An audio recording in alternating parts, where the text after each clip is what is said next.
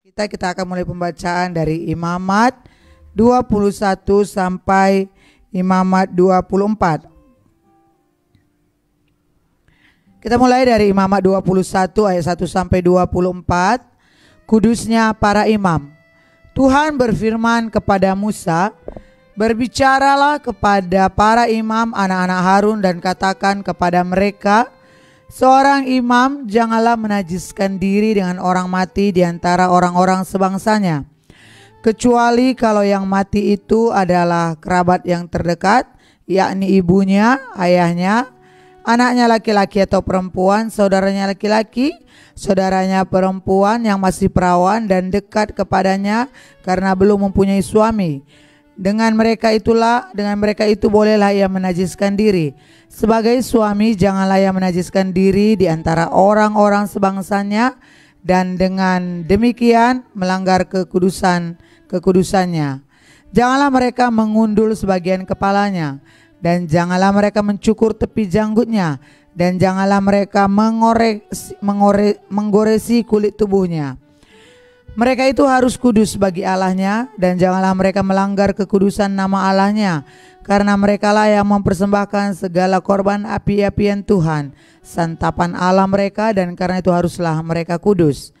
Janganlah mereka mengambil seorang perempuan sundal atau perempuan yang sudah dirusak kesuciannya, atau seorang perempuan yang telah diceraikan oleh suaminya, karena imam itu kudus bagi Allahnya. Dan kamu harus menganggap dia kudus, karena dialah yang mempersembahkan santapan Allahmu.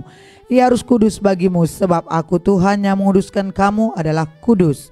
Apabila anak perempuan seorang imam membiarkan kehormatannya dilanggar dengan bersundal, maka ia melanggar kekudusan ayahnya, dan ia harus dibakar dengan api. Imam yang terbesar di antara saudara-saudaranya yang sudah diurapi dengan menuangkan minyak urapan di atas kepalanya, dan yang ditahbiskan dengan mengenakan kepadanya segala pakaian kudus, janganlah membiarkan rambutnya terurai, dan janganlah ia mencabik pakaiannya. Janganlah ia dekat kepada semua mayat, bahkan janganlah ia menajiskan diri dengan mayat ayahnya atau ibunya. Janganlah ia keluar dari tempat kudus, supaya jangan dilanggarnya kekudusan tempat kudus Allahnya, karena minyak urapan Allahnya yang menandakan bahwa ia telah dikhususkan ada di atas kepalanya. Akulah Tuhan. Ia harus mengambil seorang perempuan yang masih perawan, seorang janda atau perempuan yang telah diceraikan, atau yang dirusak kesuciannya oleh perempuan sundal.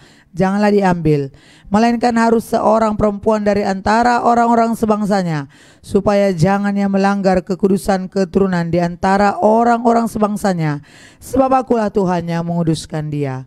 Tuhan berfirman kepada Musa, "Katakanlah kepada Harun begini, setiap orang dari antara keturunanmu turun-temurun yang bercacat badannya, janganlah datang mendekat untuk mempersembahkan santapan Allahnya. Karena setiap orang yang bercacat badannya tidak boleh datang mendekat. Orang buta, orang timpang, orang yang bercacat mukanya, orang yang terlalu panjang anggotanya, orang yang patah kakinya atau tangannya, orang yang berbongkol atau yang kerdil badannya, atau yang bular matanya, orang yang berkedal atau berkurap, atau yang rusak buah pelirnya. Setiap orang dari keturunan Imam Harun yang bercacat badannya, janganlah datang untuk mempersembahkan segala korban api-apian Tuhan.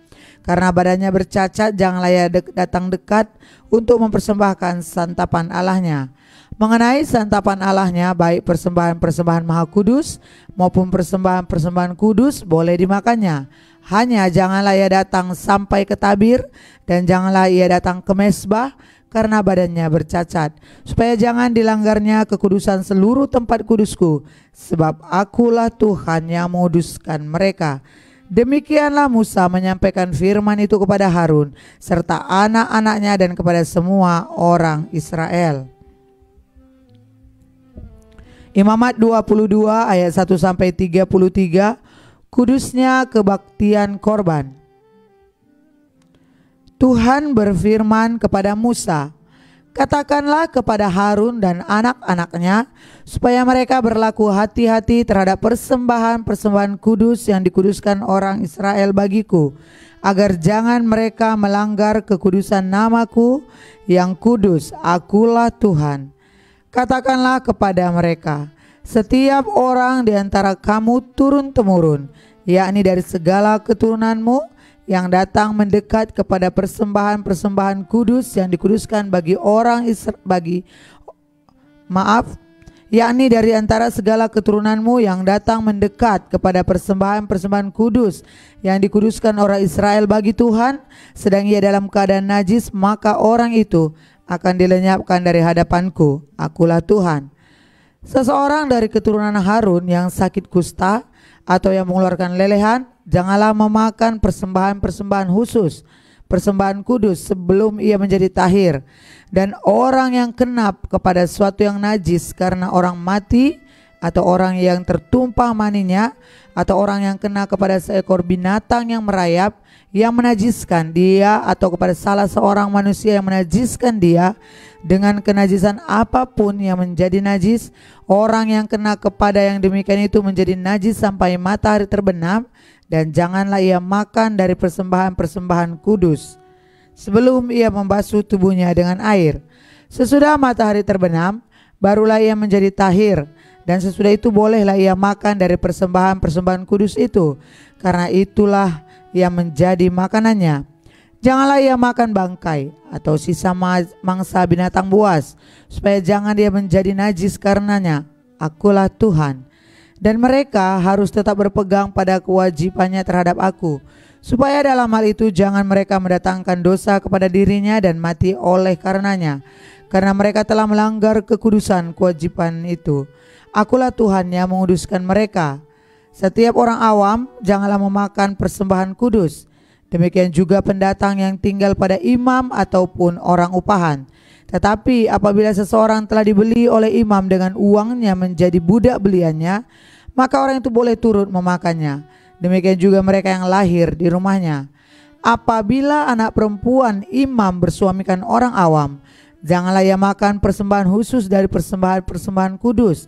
Tetapi apabila perempuan itu menjadi janda atau diceraikan dan ia tidak mempunyai anak dan telah kembali ke rumah ayahnya seperti waktu ia masih gadis, maka ia boleh makan dari makanan ayahnya. Tetapi setiap orang awam janganlah memakannya. Apabila seseorang dengan tidak sengaja memakan persembahan kudus, ia harus memberi gantinya kepada imam dengan menambah 1/5. Janganlah para imam melanggar kekudusan persembahan-persembahan kudus orang Israel yang telah dikhususkan bagi Tuhan. Karena dengan demikian mereka mendatangkan kepada orang Israel kesalahan yang harus ditebus apabila mereka memakan persembahan-persembahan kudus mereka, sebab akulah Tuhan yang menguduskan mereka. Tuhan berfirman kepada Musa, berbicaralah kepada Harun serta anak-anaknya dan kepada semua orang Israel dan katakan kepada mereka, siapapun dari umat Israel dan dari orang asing di antara orang Israel yang mempersembahkan persembahannya, baik berupa sesuatu persembahan nazar ataupun berupa suatu persembahan sukarela yang hendak dipersembahkan mereka kepada Tuhan sebagai korban bakaran, maka supaya Tuhan berkenan akan kamu, haruslah persembahan itu tidak bercela dari lembu jantan, domba atau kambing. Segala yang bercacat badannya janganlah kamu persembahkan, karena dengan itu Tuhan tidak berkenan akan kamu. Juga apabila seseorang mempersembahkan kepada Tuhan korban keselamatan sebagai pembayar nazar khusus atau sebagai korban sukarela dari lembu atau kambing domba, maka korban itu haruslah yang tidak bercela, supaya Tuhan berkenan akan dia. Janganlah badannya bercacat sedikit pun. Binatang yang buta atau yang patah tulang, yang luka atau yang berbisul, yang berkedel atau yang berkurap, semuanya itu janganlah kamu persembahkan kepada Tuhan. Dan binatang yang demikian janganlah kamu taruh sebagai korban api-apian bagi Tuhan ke atas mezbah. Tetapi seekor lembu atau domba yang terlalu panjang atau terlalu pendek anggotanya, bolehlah kau persembahkan sebagai korban sukarela, tetapi sebagai korban nazar Tuhan tidak akan berkenan akan binatang itu. Tetapi binatang yang buah pelirnya terjepit, ditumbuk, direngut atau dikerat, janganlah kamu persembahkan kepada Tuhan. Janganlah kamu berbuat demikian di negerimu. Juga dari tangan orang asing janganlah kamu persembahkan sesuatu dari semuanya itu sebagai santapan Allahmu, karena semua itu telah rusak dan bercacat badannya. Tuhan tidak akan berkenan akan kamu karena persembahan-persembahan itu. Tuhan berfirman kepada Musa, apabila seekor anak lembu atau anak domba atau anak kambing dilahirkan, maka haruslah itu tinggal 7 hari lamanya dengan induknya. Tetapi sejak hari ke-8 dan seterusnya, Tuhan berkenan akan binatang itu kalau dipersembahkan berupa korban api-apian baginya. Seekor lembu atau kambing atau domba janganlah kamu sembelih bersama dengan anaknya pada satu hari juga. Dan apabila kamu menyembelih korban syukur bagi Tuhan, kamu harus menyembelihnya sedemikian hingga Tuhan berkenan akan kamu. Pada hari itu juga korban itu harus dimakan. Janganlah kamu tinggalkan apa-apa daripadanya sampai pagi. Akulah Tuhan. Dengan demikian kamu harus berpegang pada perintahku dan melakukannya. Akulah Tuhan. Janganlah melanggar kekudusan namaku yang kudus, supaya aku dikuduskan di tengah-tengah orang Israel. Sebab akulah Tuhan yang menguduskan kamu, yang membawa kamu keluar dari tanah Mesir, supaya aku menjadi Allahmu. Akulah Tuhan. Imamat 23 ayat 1 sampai 44 Hari Raya. Tuhan berfirman kepada Musa, "Berbicaralah kepada orang Israel dan katakan kepada mereka, hari-hari raya yang ditetapkan Tuhan yang harus kamu maklumkan sebagai waktu pertemuan kudus, waktu perayaan yang kutetapkan adalah berikut. 6 hari lamanya boleh dilakukan pekerjaan, tetapi pada hari yang ke-7 haruslah ada Sabat, hari pemerhatian penuh, yakni hari pertemuan kudus. Janganlah kamu melakukan sesuatu pekerjaan. Itulah Sabat bagi Tuhan di segala tempat kediamanmu. Inilah hari-hari raya yang ditetapkan Tuhan, hari-hari pertemuan kudus yang harus kamu maklumkan masing-masing pada waktunya yang tetap. Dalam bulan yang pertama pada tanggal 14 bulan itu, pada waktu senja, ada Paskah bagi Tuhan. Dan pada hari yang ke-15 bulan itu ada hari raya roti tak beragi bagi Tuhan. 7 hari lamanya kamu harus makan roti yang tidak beragi. Pada hari yang pertama kamu harus mengadakan pertemuan kudus. Janganlah kamu melakukan sesuatu pekerjaan berat. Kamu harus mempersembahkan korban api-apian kepada Tuhan 7 hari lamanya. Pada hari yang ke-7 haruslah ada pertemuan kudus. Janganlah kamu melakukan sesuatu pekerjaan berat. Tuhan berfirman kepada Musa, "Berbicaralah kepada orang Israel dan katakan kepada mereka, apabila kamu sampai ke negeri yang akan kuberikan kepadamu dan kamu menuai hasilnya, maka kamu harus membawa seberkas hasil pertama dari penuaianmu kepada imam. Dan imam itu haruslah mengunjukkan berkas itu di hadapan Tuhan, supaya Tuhan berkenan akan kamu. Imam harus mengunjukkannya pada hari sesudah Sabat itu. Pada hari kamu mengunjukkan berkas itu, kamu harus mempersembahkan seekor domba berumur setahun yang tidak bercela sebagai korban bakaran bagi Tuhan, serta dengan korban sajiannya dari 2/10 efa tepung yang terbaik, diolah dengan minyak sebagai korban api-apian bagi Tuhan, yakni bau yang menyenangkan, serta dengan anggur curahan dari 1/4 hin anggur. Sampai pada hari itu juga janganlah kamu makan roti atau bertih gandum atau gandum baru sampai kamu telah membawa persembahan Allahmu. Itulah suatu ketetapan untuk selama-lamanya bagi kamu, turun-temurun di segala tempat kediamanmu. Kemudian kamu harus menghitung mulai dari hari-hari sesudah Sabat itu, yaitu waktu kamu membawa berkas persembahan unjukan. Harus ada genap 7 minggu. Sampai pada hari sesudah Sabat yang ke-7 kamu harus hitung 50 hari.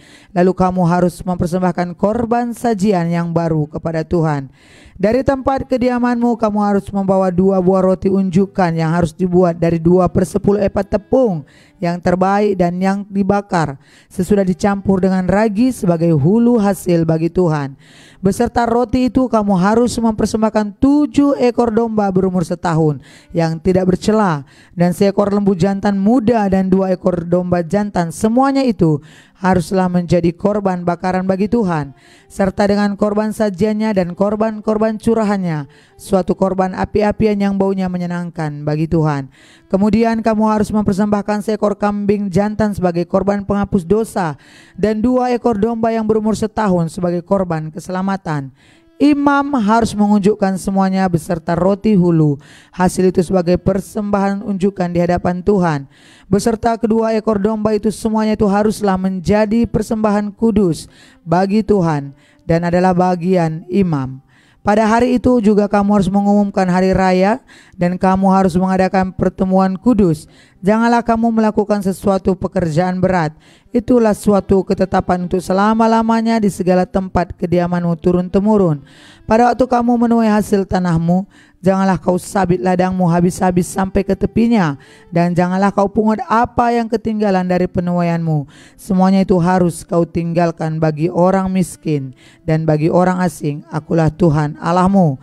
Tuhan berfirman kepada Musa, katakanlah kepada orang Israel begini, dalam bulan yang ketujuh pada tanggal 1 bulan itu kamu harus mengadakan hari perhentian penuh yang diperingati dengan meniup serunai, yakni hari pertemuan kudus.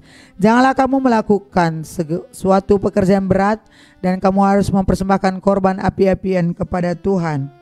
Tuhan berfirman kepada Musa, akan tetapi pada tanggal 10 bulan yang ketujuh itu ada hari pendamaian. Kamu harus mengadakan pertemuan kudus dan harus merendahkan diri dengan berpuasa dan mempersembahkan korban api-apian kepada Tuhan. Pada hari itu janganlah kamu lakukan suatu pekerjaan. Itu hari pendamaian untuk mengadakan pendamaian bagimu di hadapan Tuhan Allahmu. Karena setiap orang yang pada hari itu tidak merendahkan diri dengan berpuasa haruslah dilenyapkan dari antara orang-orang sebangsanya. Setiap orang yang melakukan sesuatu pekerjaan pada hari itu, orang itu akan kubinasakan dari tengah-tengah bangsanya. Janganlah kamu melakukan sesuatu pekerjaan. Itulah suatu ketetapan untuk selama-lamanya bagimu turun-temurun di segala tempat kediamanmu. Itu harus menjadi suatu sabat, hari perhentian penuh bagimu, dan kamu harus merendahkan diri dengan berpuasa mulai pada malam tanggal 9 bulan itu. Dari matahari terbenam sampai matahari terbenam, kamu harus merayakan sabatmu. Tuhan berfirman kepada Musa, katakanlah kepada orang Israel begini, pada hari yang ke-15 yang ke-7 itu ada hari raya pondok daun bagi Tuhan 7 hari lamanya. Pada hari yang pertama harus ada pertemuan kudus. Janganlah kamu melakukan sesuatu pekerjaan berat. 7 hari lamanya kamu harus mempersembahkan korban api-apian kepada Tuhan. Dan pada hari yang ke-8 kamu harus mengadakan pertemuan kudus dan persembahkan korban api-apian kepada Tuhan. Itulah hari raya perkumpulan. Janganlah kamu melakukan sesuatu pekerjaan berat. Itulah hari-hari raya yang ditetapkan Tuhan, yang harus kamu maklumkan sebagai hari pertemuan kudus untuk mempersembahkan korban api-apian kepada Tuhan, yaitu korban bakaran dan korban sajian, korban sembelihan dan korban-korban curahan, setiap hari sebanyak yang ditetapkan untuk hari itu, belum termasuk hari-hari sabat Tuhan, dan belum termasuk persembahan-persembahanmu atau segala korban nazarmu atau segala korban sukarelamu yang kamu hendak persembahkan kepada Tuhan.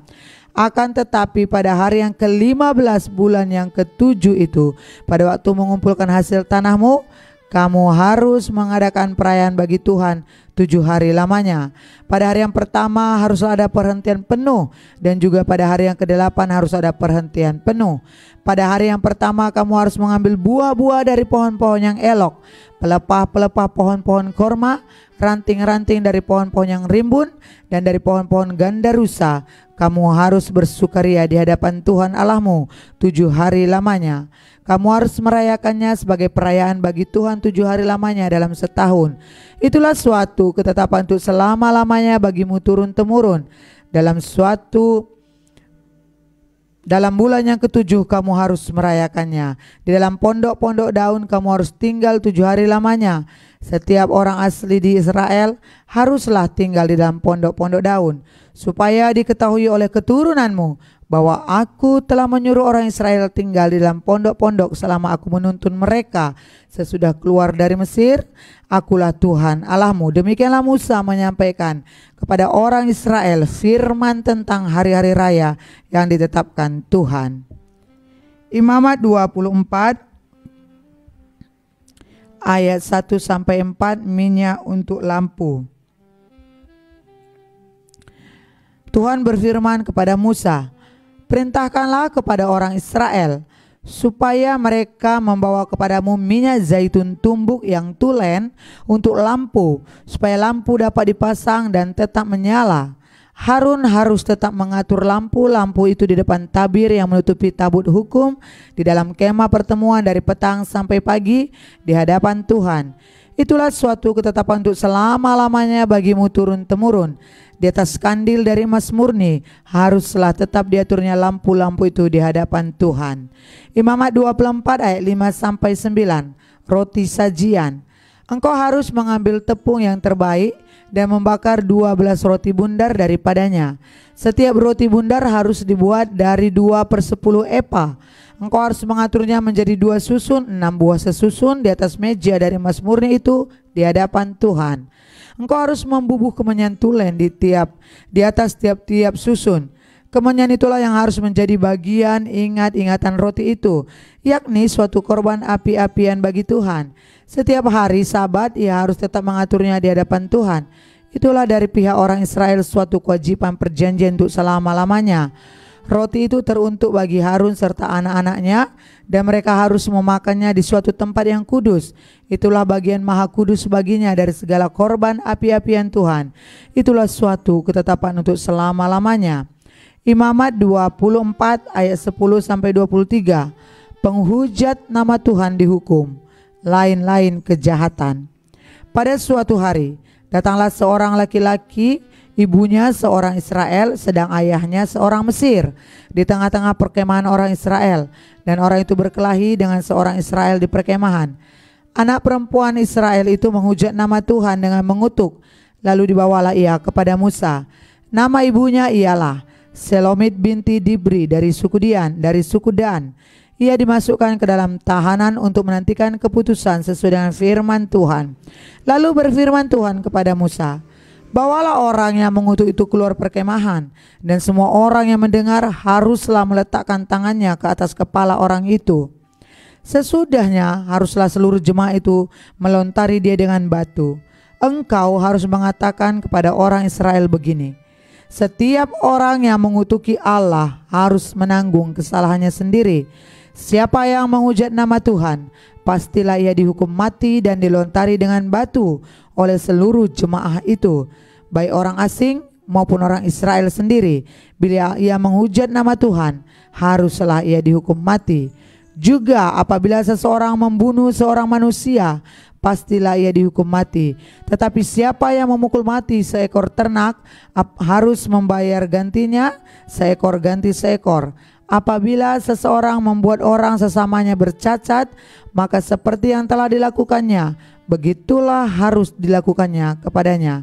Patah ganti patah, mata ganti mata, gigi ganti gigi. Seperti dibuatnya orang lain bercacat, begitulah harus dibuat kepadanya. Siapa yang memukul mati seekor ternak, ia harus membayar gantinya. Tetapi siapa yang membunuh seorang manusia, ia harus dihukum mati. Suatu hukum berlaku bagi kamu, baik bagi orang asing maupun bagi orang Israel asli, sebab akulah Tuhan Allahmu. Demikianlah Musa menyampaikan firman itu kepada orang Israel. Lalu dibawalah orang yang mengutuk itu keluar perkemahan, dan dilontarilah dia dengan batu. Maka orang Israel melakukan seperti yang diperintahkan Tuhan kepada Musa.